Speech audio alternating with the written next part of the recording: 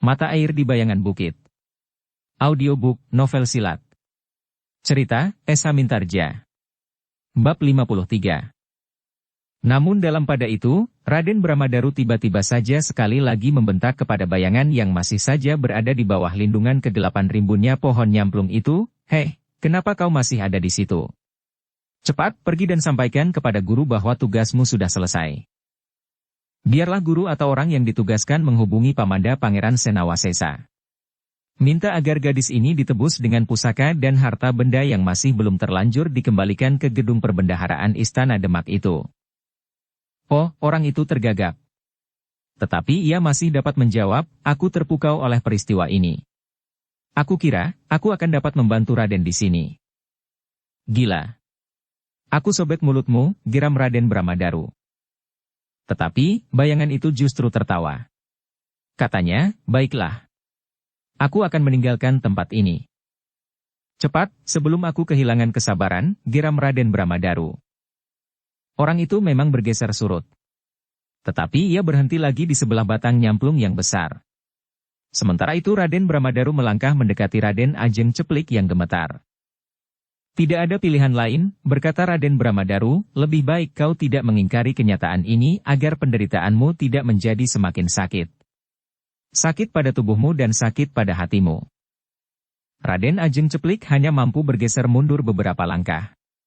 Namun tiba-tiba saja tubuhnya telah berada di depan sebuah semak-semak yang berduri sehingga ia tidak dapat bergeser surut lagi. "Tidak ada gunanya. Hanya menunda waktu 1-2 kejap yang dapat membuat aku semakin liar," geram Bramadaru. Raden Ajeng Ceplik menjadi putus asa. Namun ia masih juga berteriak, "Kakang Mas, ayahanda akan mengambil tindakan atas perbuatan Kakang Mas ini. Mungkin Kakang Mas akan dibunuhnya kelak. Pamanda Pangeran Senawasesa tidak mengetahui siapakah yang membawamu pergi. Besok pagi aku akan menghadap Paman dan bertanya tentang kau, di Ajeng. Aku akan berpura-pura terkejut ketika Pamanda mengatakan bahwa kau tidak ada di istana." Suara tertawa Raden Bramadaru itu bagaikan meledak. Semakin lama semakin keras. Sementara itu, tubuh Raden Ajeng Ceplik menjadi semakin menggigil. Gadis itu benar-benar menjadi berputus asa. Semua pesan embannya terngiang kembali di telinganya. Dan ia pun menjadi sangat menyesal bahwa ia tidak menghiraukan pesan embannya itu. Sehingga akhirnya ia terperosok dalam keadaan yang jauh lebih buruk daripada menerima ibu tiri dan saudara laki-laki di dalam istananya. "Seandainya hatiku tidak bergejolak sehingga nalarku tidak terkendali," sesal Raden Ajeng Ceplik. Tetapi sesal itu tidak berguna lagi menghadapi sikap iblis yang mengerikan itu. Dalam pada itu, Raden Bramadaru pun berdesis, "Kemarilah anak manis. Kemarilah. Jangan memaksa aku datang kepadamu." "Tidak," teriak Raden Ajeng Ceplik. Tetapi suara tertawa itu masih terdengar, di samping kata-katanya, "Cepatlah sedikit." Raden Ajeng Ceplik menjadi semakin menggigil. Akhirnya ketakutanku tidak tertahankan lagi, sehingga gadis itu jatuh terduduk tanpa menghiraukan duri semak-semak yang tergores di tubuhnya. Bramadarulah yang kemudian melangkah mendekati sambil menggeramang, "Kau memaksa aku berbuat lebih kasar di Ajeng. Aku dapat menyeretmu ke bawah pohon nyamplung itu." Tetapi ketika Bramadaru hampir menggapai tubuh Raden Ajeng Ceplik, tiba-tiba saja terdengar suara gemerisik. Ketika Bramadaru berpaling dalam kegelapan ia masih melihat wujud orang yang telah diusirnya. "Gila. Kau masih di situ," bentaknya. Tetapi suara gemerisik itu ternyata terdengar di arah lain. Bahkan tiba-tiba saja Bramadaru mendengar suara orang mendeham hanya beberapa langkah saja daripadanya. "Raden, terdengar suara, jika kau menganggap bahwa tempat ini tidak pernah didatangi orang ternyata kau salah. Aku berada di tempat ini dan melihat apa yang kau lakukan." "Gila," teriak Bramadaru. Kemudian terdengar umpatannya kasar. Lalu ia pun bertanya, "Siapa kau?" Sesosok bayangan muncul dari balik semak-semak. "Siapa kau, heh?" Bramadaru mengulangi pertanyaannya.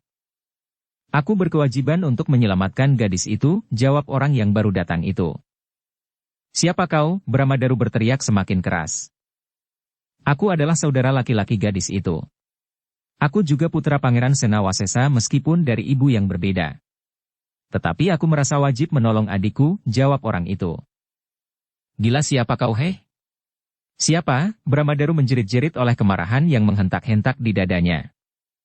Orang memanggilku Daruwerdi, jawab orang itu. Tiba-tiba saja secercah harapan telah terbit kembali di hati Raden Ajeng Ceplik. Orang itu mengaku saudara laki-lakinya. Kakaknya sendiri. Kemarahan Raden Bramadaru tidak tertahankan lagi. Gadis cantik yang sudah ada di tangannya itu tidak boleh terlepas lagi. Namun tiba-tiba saja ada orang yang datang untuk merebutnya. Sementara itu, Raden Ajeng Ceplik pun menjadi termangu-mangu. Rasa-rasanya ia berdiri di ujung jalan simpang.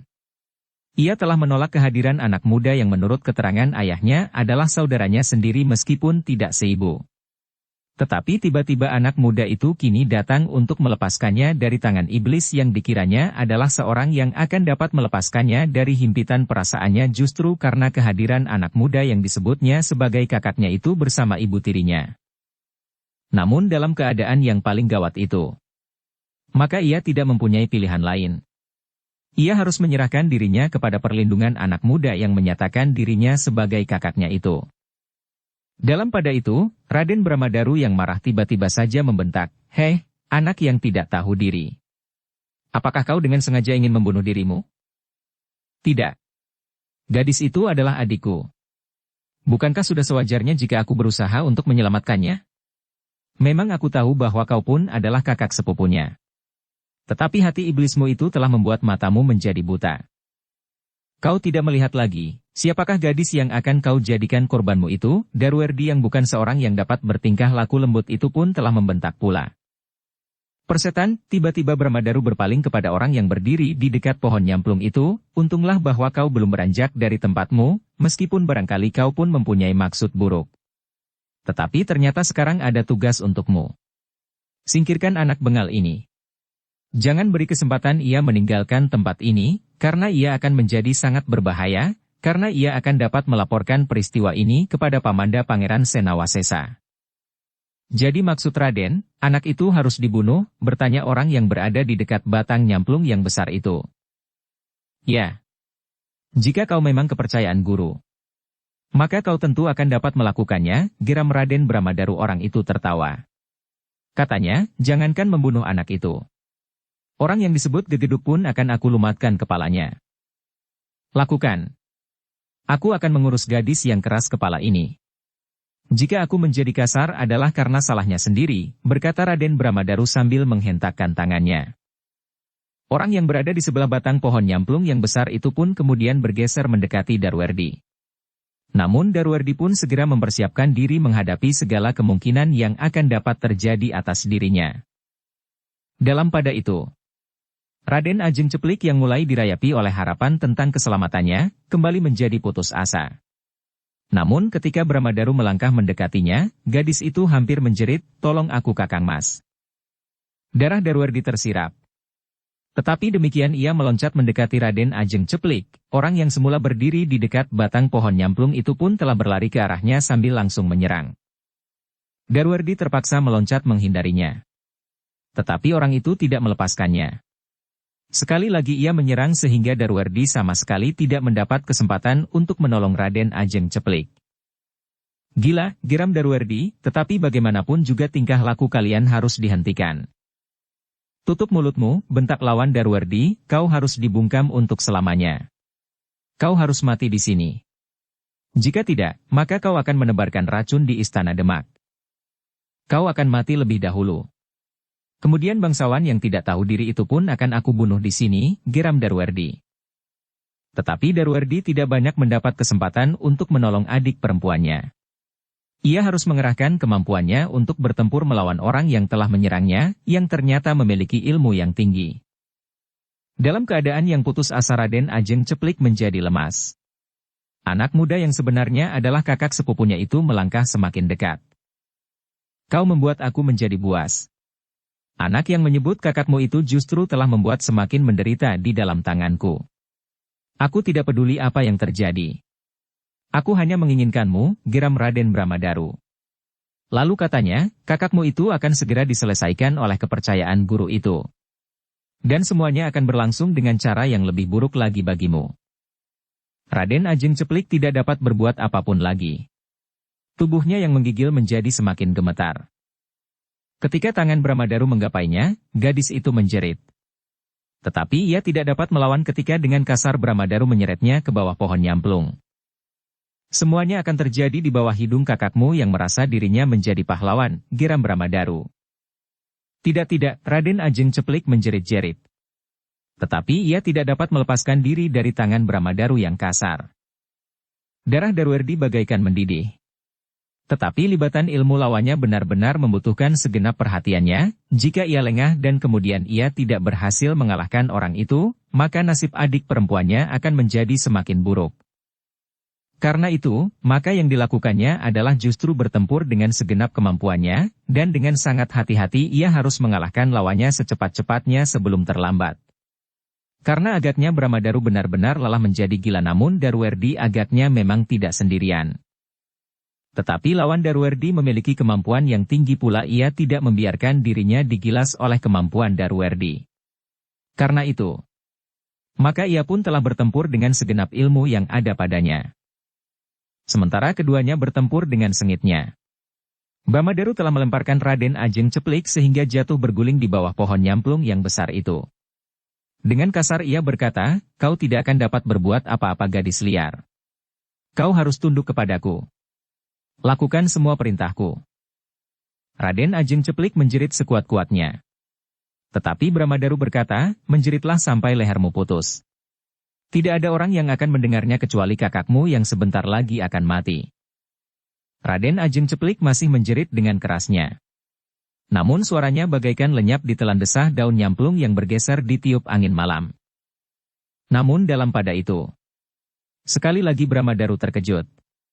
Tiba-tiba saja seseorang telah meloncat dari balik pohon nyamplung seperti yang dilakukan oleh kepercayaan Ki Ajar Warahasniti. Tetapi orang itu tidak dapat segera dikenalinya. Tetapi orang itu kemudian telah membuat darah Bramadaru semakin mendidih ketika orang itu kemudian berkata, "Raden, akulah yang mendengarnya kecuali Daruerdi."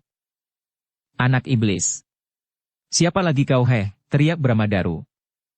"Sudah kau sebut. Aku adalah anak iblis yang tinggal di pohon nyamplung ini," jawab orang itu. "Gila. Sebut namamu. Jangan berusaha untuk mempengaruhi aku." Bramadaru itu masih berteriak oleh kemarahan yang menghentak-hentak jantungnya. "Baiklah," jawab orang itu, "namaku Jlit Heng. Aku salah seorang kawan Daruerdi." "Setan alas," Bramadaru mengumpat semakin kasar. Tetapi dalam pada itu, Jlit Heng pun berkata, "Jangan berbuat aneh-aneh, Raden. Kau harus mengetahui bahwa apa yang kau lakukan ini sudah bukan lagi rahasia. Kami yang berada di Istana Kapangranan sudah mengetahui. Maksudku Istana Pangeran Senawasesa." "Bohong.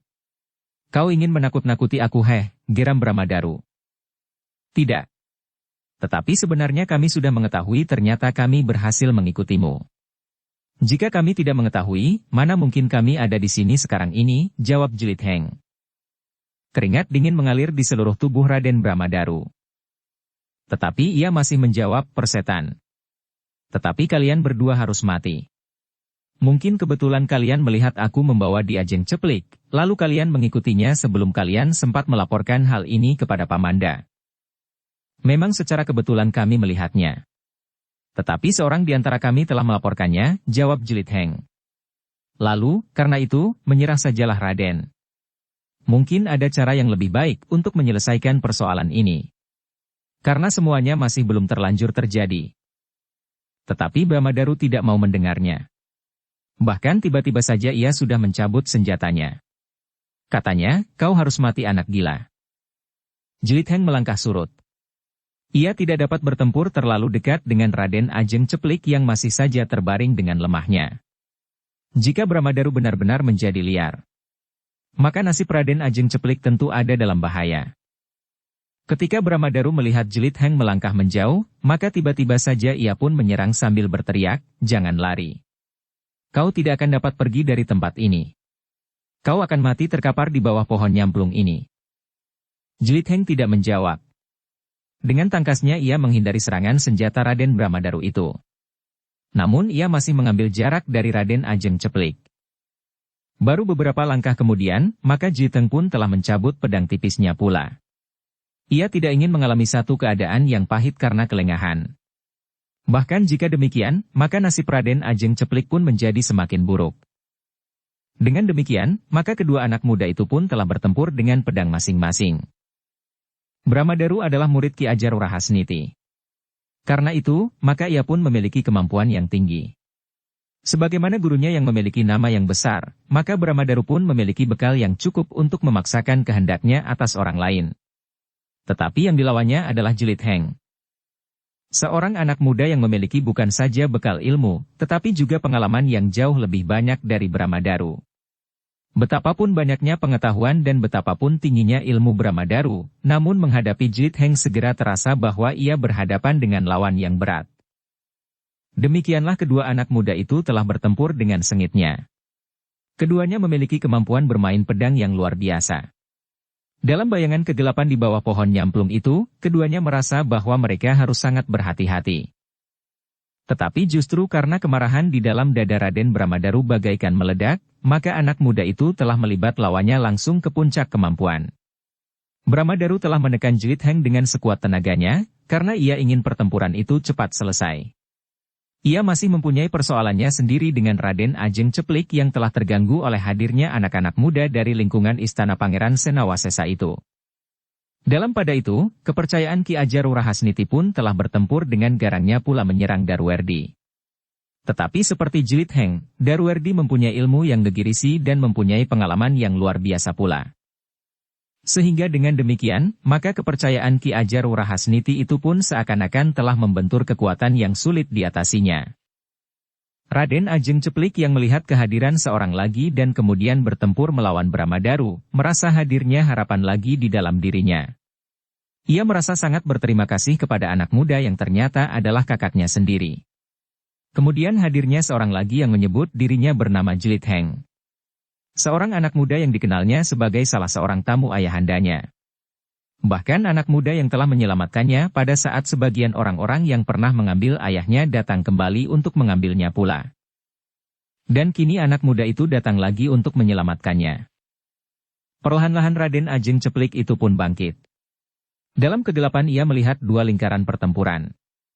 Dan meskipun Raden Ajeng Ceplik itu tidak dapat melihat dengan jelas di dalam keremangan malam hari, namun Raden Ajeng Ceplik itu mengetahui bahwa yang bertempur melawan Bramadaru itu adalah orang yang menyebut dirinya Jelit Heng. Namun yang sudah diketahuinya bahwa sebenarnya ia adalah Raden Chandra Sangkaya yang mendapat gelar kehormatan Kapangranan dari Kangjeng Sultan karena jasa anak mudaku dan jasa orang tuanya, sedangkan yang berada di lingkaran pertempuran yang lain adalah Darwerdi, yang sebenarnya adalah kakaknya saya, melawan kawan Raden Bramadaru.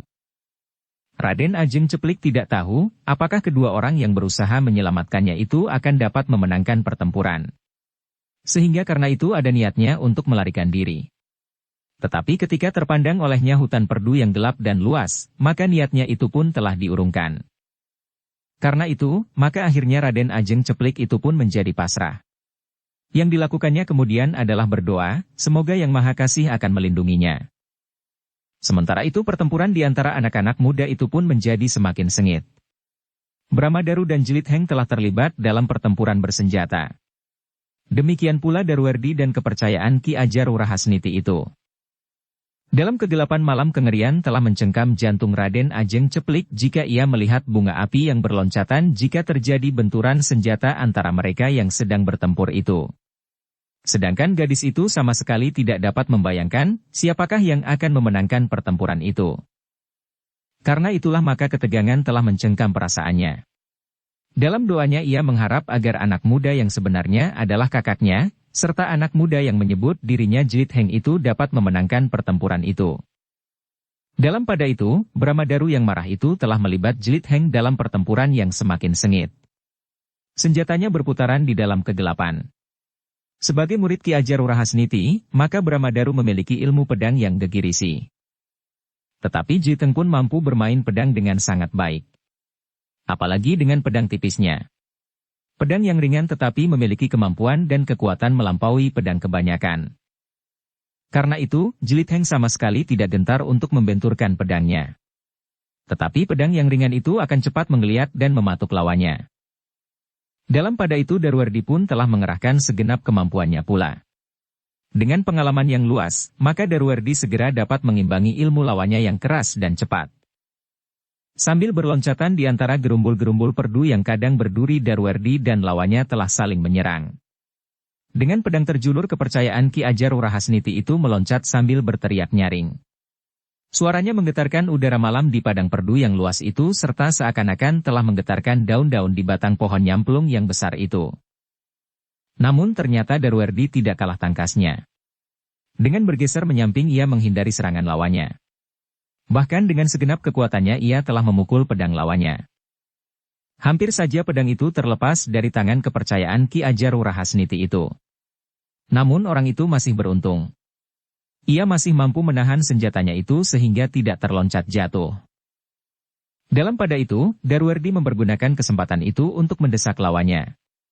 Ketika lawannya sedang memperbaiki keadaannya, maka Darwardilah yang kemudian menyerang. Tetapi lawannya masih sempat meloncat beberapa langkah surut. Darwardi tidak melepaskan lawannya. Ia pun segera memburunya dengan serangan beruntun. Tetapi kepercayaan Ki Ajar Rahasniti itu masih sempat melepaskan diri dan bahkan kemudian berhasil memperbaiki keadaan dan siap untuk bertempur dengan kemampuannya sepenuhnya. Dalam pada itu, Jelit Heng yang bersenjata pedang tipis itu pun bertempur dengan serunya. Namun baik Jelit Heng maupun lawannya benar-benar dicengkam oleh ketegangan.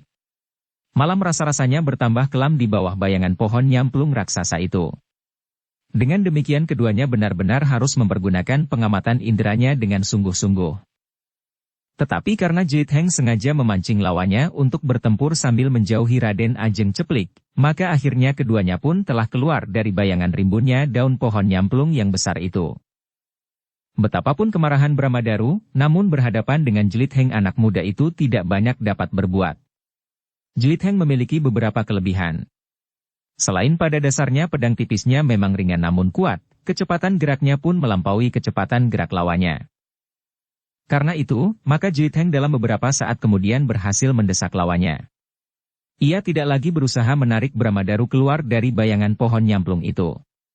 Tetapi Jelit Heng kemudian bergeser membelakangi pohon nyamplung itu dan mendesak lawannya menjadi semakin jauh. Pertempuran di kedua lingkaran itu memang menjadi semakin seru. Tetapi beberapa saat kemudian ternyata bahwa Bramadaru benar-benar telah terdesak. Dengan pedang tipisnya Jelit Heng mampu membuat lawannya kadang-kadang menjadi bingung. Apalagi kemarahan yang menghentak-hentak di dalam dada Bramadaru membuatnya kurang berhati-hati karena dorongan perasaannya yang menggelegak. Perlahan-lahan Jelit Heng akhirnya benar-benar mampu menguasai lawannya. Kemampuan bermain pedang Raden Bramadaru seakan-akan telah terkurung oleh putaran pedang tipis Jelit Heng yang mendebarkan. Serangan Jelit Heng pun seakan-akan telah datang dari segala arah. Seakan-akan Jelit Heng itu lelah berubah menjadi 4 orang yang berdiri di 4 kiblat dengan pedang yang berputaran. Ilmu iblis manakah yang diserap oleh anak gila ini, geram Bramadaru di dalam hatinya. Meskipun demikian Bramadaru yang marah itu tidak segera melihat dan mengakui kenyataan yang dihadapinya. Ia masih saja bertempur dengan kemarahan yang menghentak-hentak di dalam dadanya. Ternyata bukan hanya Bramadaru yang mengalami kesulitan. Kepercayaan Ki Ajar Rahasniti yang terlalu percaya akan kemampuannya itu pun akhirnya telah terdesak. Darwardi pun telah bertempur dengan keras. Meskipun ia tidak berteriak-teriak seperti lawannya, tetapi hentakan-hentakan serangannya kadang-kadang sangat mengejutkan lawannya. Sekali-sekali Darwardi memang harus meloncat surut tetapi seakan-akan ia sekedar membuat ancang-ancang. Karena sekejap kemudian dengan tiba-tiba saja ilmunya telah dihentakkannya melibat lawannya yang kebingungan. Tiba-tiba saja kepercayaan Ki Ajar Rahasniti itu telah berdesah tertahan. Namun yang terdengar kemudian adalah umpatan yang paling kasar. Dengan loncatan panjang orang itu menjauhi Darwardi. Terasa ujung pedang Darwardi itu tergores di pundaknya. "Gila," teriaknya, "kau melukai aku?" Darwardi memang merasakan pada tangannya bahwa ujung pedangnya telah berhasil menyentuh lawannya. Karena itu maka teriakan lawannya itu telah meyakinkannya bahwa ia benar-benar telah berhasil melukainya. Karena itu, maka dengan nada datar ia berkata, "Menyerahlah. Kita akan mengadakan penyelesaian sebaik-baiknya. Mungkin Pangeran Senawasesa dan Pangeran Gajah Nata akan menemukan jalan yang dapat ditempuh dalam persoalan yang gawat ini." "Tutup mulutmu," geram orang itu, Kau sangka aku ini siapa? Aku tidak akan mengenal menyerah selama aku masih mampu menggerakkan pedangku. Kau sudah terluka. Jika darah itu semakin banyak mengalir, maka kau benar-benar akan tidak mampu lagi mengelakkan senjatamu itu, sahut Darwerdi. Tetapi orang itu tidak menghiraukannya. Dengan kasar dan bahkan liar orang itu menyerang. Namun Darwerdi pun menjadi keras. Meskipun ia masih tetap memperhatikan pangeran dalam olah kanuragan, namun serangan-serangannya menjadi semakin garang sehingga lawannya pun menjadi semakin terdesak. Sekali lagi ketika Darwerdi menjulurkan pedangnya mendatar, di sela-sela ayunan senjata lawannya, maka orang itu mengumpat sambil mengaduh. Ujung pedang Darwerdi kemudian telah mengenai lambungnya. Meskipun tidak begitu dalam, tetapi luka itu pun telah memuntahkan darah segarnya. Bramadaru yang bertempur di arah lain mendengar kepercayaan gurunya itu mengumpat-umpat sambil mengeluh. Dengan demikian maka ia pun mengerti bahwa orang itu telah terluka. Kemarahan pun semakin menghentak di dadanya. Karena itu maka ia pun bertempur semakin garang. Pedangnya berputar semakin cepat. Terayun mendatar, menusuk dan kemudian menyambar ke arah kening. Tetapi tidak segores pun yang berhasil mengenai kulit lawannya. Bahkan dalam pada itu ujung pedang Jitenglah yang bagaikan sengat 1000 kumbang mengitari tubuh Bramadaru. Ketika terasa sembarang angin pada kulitnya karena ayunan pedang tipis lawannya, rasa-rasanya kulit Bramadaru itu meremang. Namun bagaimanapun juga Bramadaru tidak dapat mengingkari kenyataan. Jlitheng itu memiliki ketangkasan yang tidak dapat diimbanginya. Ujung pedang tipis itu bergerak terlalu cepat sehingga pedang Bramadaru tidak sempat menangkis ketika ujung pedang tipis itu mulai meraba kulitnya. Orang itu masih sempat meloncat surut. Tetapi Darwerdi dengan cepat memburunya dengan pedang terjulur. Orang itu berteriak nyaring. Tetapi suaranya cepat terputus. Ketika pedang itu ditarik, maka tubuh lawannya itu pun segera jatuh terjerembab. Tetapi ujung pedang itu belum benar-benar melukainya. Jika darahnya mulai mengembun karena luka-lukanya, maka luka-luka itu sama sekali tidak berarti. Bramadaru masih mampu bertempur dengan cepat dan ayunan-ayunan pedang yang menggetarkan jantung. Tetapi bagi lawannya yang mampu bergerak cepat itu, serangan-serangannya tidak banyak memberikan arti. Bahkan semakin lama sentuhan-sentuhan senjata lawannya semakin sering mengenai kulitnya. Hanya goresan-goresan kecil yang kemudian terdapat pada tubuhnya. Tetapi semakin lama semakin banyak. Dalam pada itu, maka Jlitheng pun kemudian berkata, "Raden, apakah Raden tidak mempertimbangkan satu penyelesaian lain dari meneruskan pertempuran ini?" "Tutup mulutmu," geram Bramadaru, "kau sangka bahwa kau sudah berhasil dengan permainanmu itu? Sebentar lagi kau akan mati oleh pedangku dan mayatmu akan menjadi mangsa burung pemakan bangkai yang bersarang di pohon nyamplung ini. Tidak seorang pun yang mengetahui tentang perbuatanku dan tentang mayatmu. Sudah aku katakan, seisi istana tentu sudah tahu apa yang kau lakukan pangeran," jawab Jlitheng, "bahkan mungkin sekarang ini sekelompok pengawal istana Pangeran Senawasesa telah menyusul kami. Karena itu pertimbangkan baik-baik." "Kau gila," geram Raden Bramadaru, "aku akan membunuh orang yang berusaha menghalangi rencanaku. Menghalangi kesenanganku siapapun orang itu. Aku tidak sedang minta kau ampuni." "Raden," jawab Jlitheng, "karena itu kau tidak usah berteriak-teriak begitu. Langsung saja kau bunuh lawanmu." Tetapi kenyataan telah berkata lain dari keinginanmu yang gila itu Raden. Kenyataannya mengatakan tentang kelemahanmu dalam pertarungan antara ilmu yang tinggi. Masih jauh dari ketinggian yang seharusnya bagi orang-orang yang menjelajahi daerah olah kanuragan. Kata-kata Jlitheng itu sangat menyakitkan hati Raden Bramadaru. Sekali lagi ia berusaha untuk mengeluarkan ilmunya. Namun sekali lagi ia menerima satu kenyataan bahwa lawannya memang memiliki kemampuan melampaui kemampuannya. Jlitheng yang sengaja membangkitkan kemarahan Bramadaru itu pun telah bersiap sepenuhnya untuk melawan kemarahan anak muda itu. Karena itu, ketika serangan Bramadaru datang membadai, Jlitheng sama sekali tidak mengalami kesulitan apapun juga. Bahkan semakin Bramadaru marah, maka serangan-serangannya pun menjadi semakin tidak terarah. Yang tidak kalah sengitnya adalah pertempuran antara Darwerdi dan kepercayaan Ki Ajar Rahasniti. Agak berbeda dengan Jlitheng yang masih selalu dapat mengekang diri sehingga ujung senjatanya tidak langsung menghunjam ke jantungnya, maka Darwerdi berusaha dengan sungguh-sungguh untuk menghancurkan lawannya setelah tawurannya untuk menyerah ditolak. Kecemasannya tentang Raden Ajeng Ceplik yang diketahuinya sebagai adiknya itu membuatnya kehilangan semua pertimbangannya. Dalam serangan-serangan berikutnya, Darwerdi benar-benar telah membatasi kemungkinan gerak lawannya yang kemudian hanya dapat berloncatan menghindar. Ketika sebuah goresan lagi melukai lawannya, muka Darwerdi masih mencoba sekali lagi berkala, menyerahlah.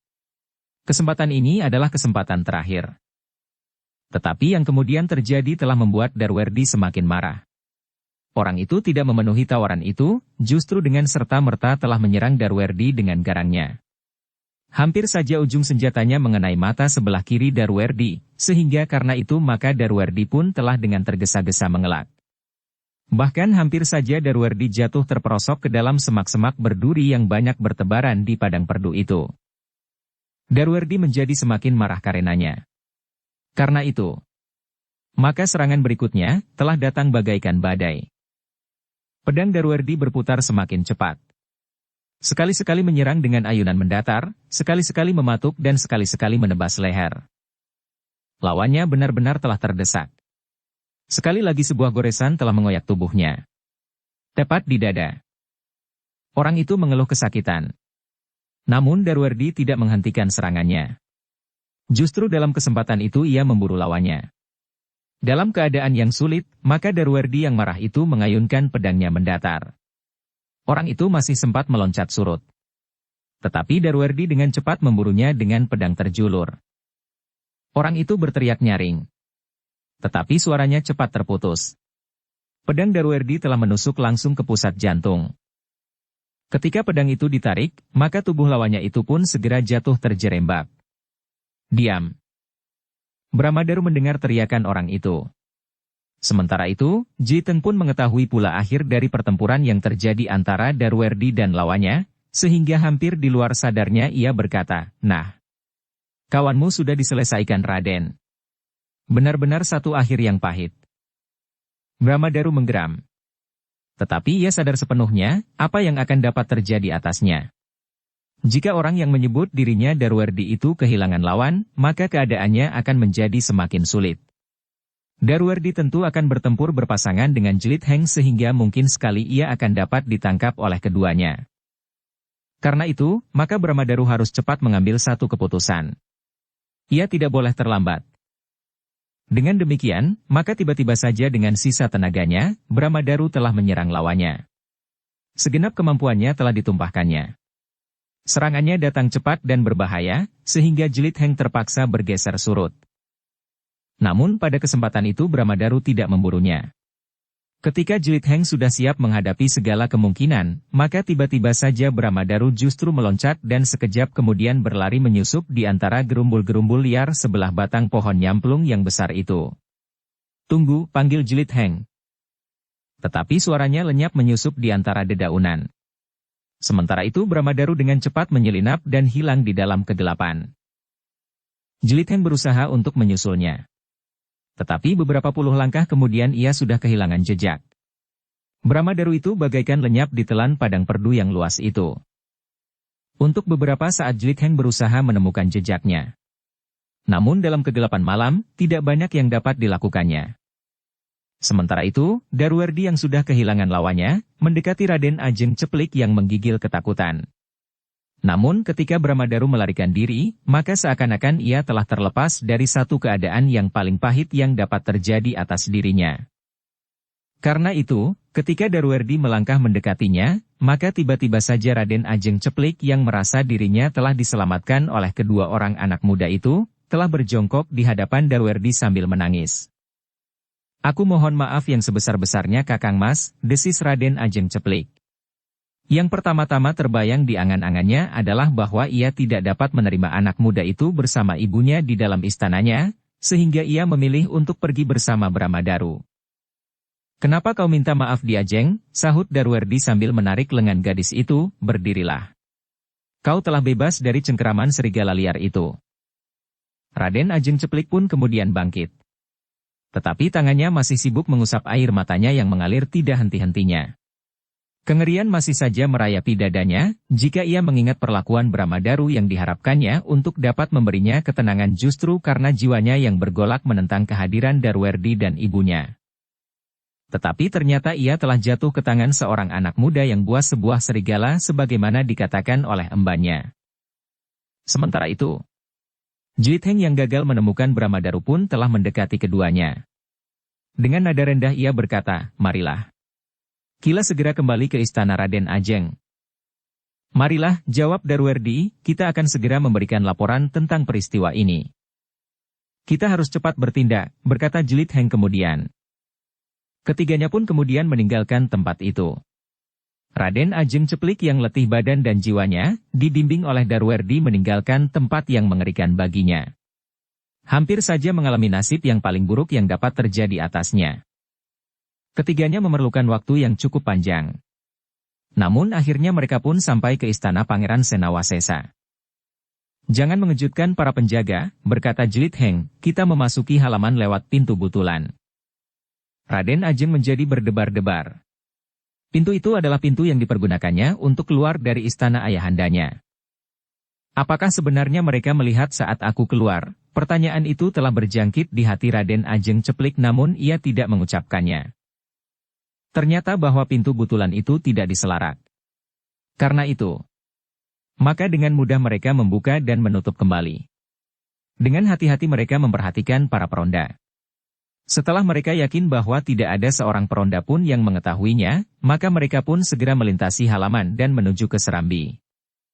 Sampai saat ini tidak ada seorang pun yang mengetahui bahwa Di Ajeng pernah meninggalkan istana ini, berkata Darwerdi, "Sekarang kembalilah ke bilikmu. Tetapi kita harus segera berbuat sesuatu. Aku akan memberikan laporan kepada ayahanda sekarang juga." Raden Ajeng Ceplik termangu-mangu. Namun kemudian katanya, "Terserah kepada Kakang Mas." "Masuklah," berkata Darwerdi, "aku akan mengetuk pintu bilik ayahanda. Mudah-mudahan ayahanda tidak terkejut." Raden Ajeng Ceplik pun segera kembali ke dalam biliknya. Sementara itu Darwerdi dan Jlit Heng pun telah ikut masuk pula ke ruang dalam, mereka akan memberanikan diri mengetuk pintu Pangeran Senawisesa untuk memberikan laporan tentang peristiwa yang menyangkut banyak segi, bukan saja hubungan antara Raden Ajeng Ceplik dan Bramadaru, tetapi juga hubungan antara Pangeran Gajah-Nata dan Pangeran Senawasesa. Bahkan mau tidak mau hal ini akan menyangkut nama Kanjeng Sultan pula karena kedua orang yang tentu akan terlibat dalam perselisihan itu adalah pangeran. Namun dalam pada itu, selagi keduanya berusaha mendekati bilik Pangeran Senawasesa dengan ragu-ragu, maka seseorang berdiri di dekat regol butulan sambil menarik nafas dalam-dalam. Ternyata bahwa kedua anak muda yang telah menyusul Raden Ajeng Ceplik itu telah kembali dengan selamat tanpa memerlukan bantuan orang lain. Sementara itu maka orang itu pun telah melakukan satu permainan yang memungkinkan hal itu terjadi tanpa menimbulkan keributan di istana Pangeran Senawasesa. Jika para peronda menemukan pintu butulan ini tidak diselarak sebagaimana ditinggalkan oleh Raden Ajeng Ceplik, maka istana ini tentu sudah menjadi gempar. Para pengawal tentu akan mencari sebab dan jika mereka menemukan Raden Ajeng tidak ada di biliknya, maka semua orang akan menjadi ribut, sementara Raden Ajeng Ceplik sendiri harus diselamatkan. "Mereka akan langsung memberikan laporan malam ini," desis seseorang dari kedelapan. "Tetapi agaknya itu memang lebih baik." "Ya Kiai," jawab orang yang berdiri di dekat pintu butulan, "segalanya memang harus cepat diselesaikan." "Aku akan menunggu di dalam bilikku," berkata suara dari kegelapan itu. Sejenak kemudian menjadi hening. Tidak ada suara lagi orang yang berdiri di dekat regol itu pun lelah hilang pula. Dalam pada itu, Darwerdi dan Jlit Heng telah memberanikan diri mengetuk pintu bilik Pangeran Senawasesa. Perlahan sekali tanpa mengejutkan. Namun dalam pada itu, di bilik Raden Ajeng Ceplik telah terdengar isak tangisnya yang tertahan-tahan. "Anak itu menyesali diri," berkata Darwerdi dan Jlit Heng di dalam hatinya. Dalam pada itu, ternyata Pangeran Senawasesa terbangun pula oleh ketukan perlahan-lahan di pintu biliknya.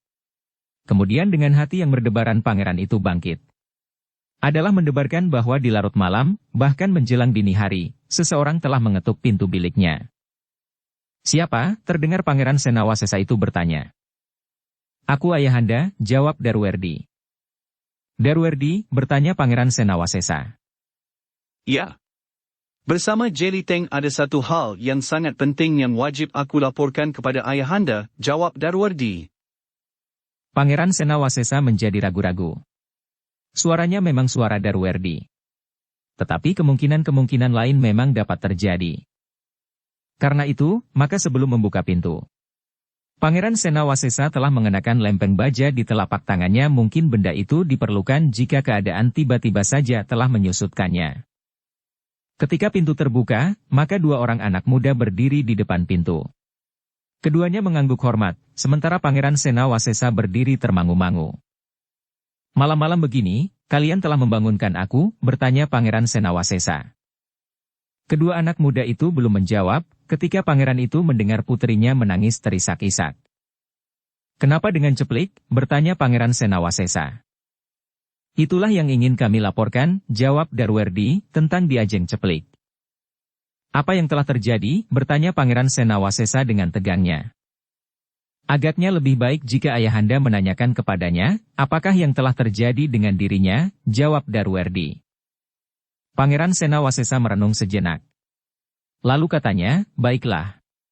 Biarlah seseorang memanggilnya." "Aku akan memanggilnya," berkata Darwerdi. Darwerdi itu pun kemudian pergi ke bilik Raden Ajeng Ceplik. Dengan nada dalam ia berkata, "Diajeng, ayahanda memanggilmu. Katakan akan apa yang terjadi sebenarnya, agar ayahanda mengetahui dengan pasti dan dapat mengambil langkah yang paling baik dalam persoalan ini." Jantung Raden Ajeng Ceplik menjadi berdebar-debar. Ia sendiri menjadi bingung untuk berterus terang.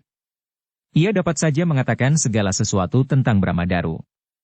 Tetapi apakah ia akan dapat mengatakan alasan kepergiannya meninggalkan istana itu bersama Bramadaru karena ia menolak kehadiran ibu tirinya dan Darwerdi itu sendiri?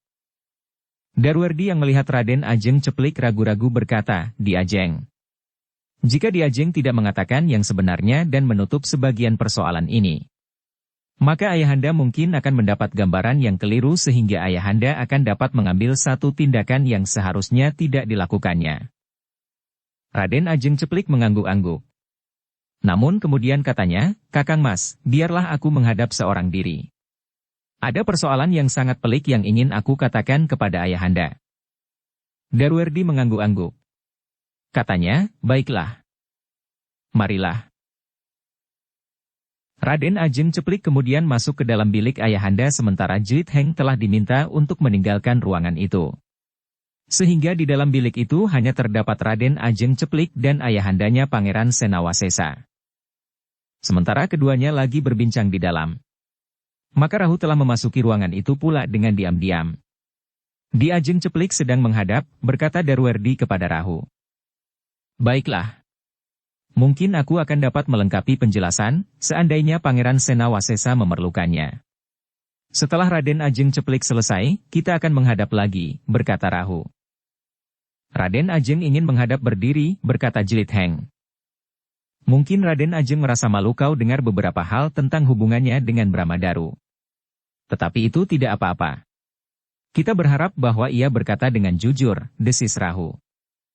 Kedua anak muda itu mengangguk-angguk. Namun mereka masih harus menunggu beberapa saat di luar bilik Pangeran Senawasesa. Dalam bilik Pangeran Senawasesa telah mendengarkan semua pengakuan Raden Ajeng Ceplik. Seperti yang diharapkan oleh Darwerdi, maka Raden Ajeng Ceplik memang mengatakan semua persoalan dalam dirinya. Lapun mengatakan bahwa ia telah menolak kehadiran ibu tirinya di dalam hatinya. Karena itu ia memutuskan untuk meninggalkan rumah itu. "Aku menganggap mereka akan menghantui hidupku," berkata Raden Ajeng Ceplik, "mereka telah menodai ayahanda kepada ibunda. Tetapi ternyata bahwa anak muda yang bernama Darwerdi itu bersama dengan Jlit Heng telah menolong aku. Membebaskan aku dari kegelapan masa depanku." Pangeran Senawasesa menarik nafas dalam-dalam. Namun gejolak di dalam dadanya rasa-rasanya akan meledakkan jantungnya. Persoalan Raden Ajeng Ceplik dengan ibu tiri dan kakaknya nampaknya tidak banyak membakar isi dadanya. Apalagi dengan pengakuan Raden Ajeng Ceplik tentang Darwerdi. Rasa-rasanya Raden Ajeng Ceplik telah menerima kenyataan itu. Tetapi tingkah laku Bramadaru benar-benar membuat darahnya bagaikan mendidih. Karena itu, maka tiba-tiba saja ia berkata, "Aku akan menyelesaikan persoalan ini dengan Kakang Mas Pangeran Gajah Nata sekarang." "Sekarang ayahanda?" Jlit Heng kemudian bertanya Raden Ajeng Ceplik. "Ya, sekarang." Ini adalah persoalan orang tua. Bukan saja persoalan nilai-nilai peradaban, tetapi juga penghinaan atas martabat kesatriaanku. Bagiku, penghinaan yang begini harus dibayar dengan jiwa. Aku atau Kakang Mas Gajah Nata yang akan mati. Ayahanda, tangis Raden Ajeng Ceplik. Tetapi Pangeran Senawasesa tidak menghiraukannya. Dengan serta-merta ia melangkah ke pintu. Dengan serta-merta Pangeran Senawasesa itu mendorong pintu biliknya meskipun Ceplik kemudian telah memeluk kakinya. Jangan tahan aku Ceplik. Aku punya harga diri seorang kesatria. Ia sudah menjamah kesucian isi rumah ini. Karena itu maka tebusannya adalah sifat kejantanan itu sendiri sampai tuntas, geram Pangeran Senawasesa. Namun dalam pada itu, 3 orang telah menunggu di luar bilik itu. Rahulah yang kemudian bergeser maju sambil berkata, Pangeran. Apakah Pangeran berkenan aku mengatakan sesuatu? Apa? Kau sudah mengetahui penghinaan ini juga, bertanya. Pangeran Senawasesa. Hamba mengetahui sebagian besar dari peristiwa ini. Akulah yang ikut bersama dengan Darwerdi dan Jelit Heng menyusul Raden Ajeng Ceplik, jawab Rahu. Kalau begitu, baiklah aku memberitahukan kepadamu. Aku akan pergi ke istana Kakang Mas Gajah Nata sekarang juga. Tingkah laku anaknya telah menyentuh harga diriku yang paling dalam. Karena itu, aku atau Kakang Mas Gajah Nata yang harus mati malam ini. Kecuali jika ia mau menyerahkan anaknya, Bramadaru, geram Pangeran Senawasesa. Pangeran, berkata Rahu, aku mohon maaf. Tetapi perkenankanlah aku sedikit memberikan peringatan kepada Pangeran, justru dalam keadaan marah, Pangeran akan dapat melupakannya. Rahu berhenti sejenak, lalu, bukankah di Demak ini ada Kanjeng Sultan? Bukankah persoalan ini dapat Pangeran ajukan kepada Kanjeng Sultan? Dengan demikian maka Pangeran tidak akan dituduh melakukan satu tindakan di luar Pangeran hukum dengan mengambil tindakan sendiri. Pangeran dapat mohon agar persoalan ini segera diselesaikan. Apalagi persoalannya menyangkut masalah harta benda yang sudah pernah Pangeran serahkan kepada Kanjeng Sultan dan yang ternyata masih belum kembali masuk ke gedung perbendaharaan istana. Pangeran Senawasesa menggeram. Dadanya memang serasa akan meledak oleh kemarahan. Tangis anak gadisnya tidak dapat meredakan gejolak di dadanya. Namun peringatan yang diberikan Rahu agaknya dapat membuka hatinya. Ia baru saja mendapat pengampunan dari Kanjeng Sultan. Jika ia dengan tergesa-gesa dan tanpa pertimbangan telah mengambil satu sikap langsung atas sesama seorang pangeran, maka kemarahan Kanjeng Sultan akan dapat terungkap lagi. Karena itu, maka Pangeran Senawasesa menarik nafas dalam-dalam. Seakan-akan ia ingin mengendapkan gejolak yang menyala di dadanya.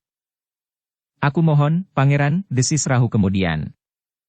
Pangeran Senawasesa akhirnya berhasil menguasai kemarahannya. Ketika ia berpaling, dilihatnya Raden Ajeng Ceplik masih duduk bersimpuh berpegangan kedua kakinya. Baiklah Ceplik, berkata Pangeran Senawasesa, aku tidak akan pergi sekarang.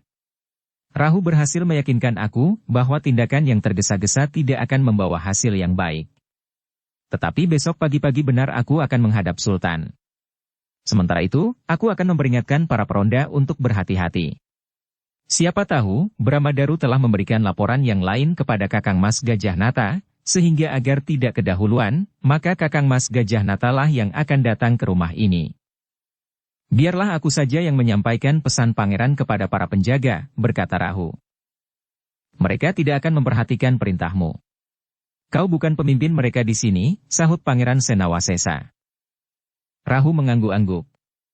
Ia baru sadar bahwa ia memang bukan jalur yang mungkin dapat meneruskan perintah Pangeran Senawasesa kepada para pengawal. Karena itu, maka ketiga orang itu pun kemudian minta diri.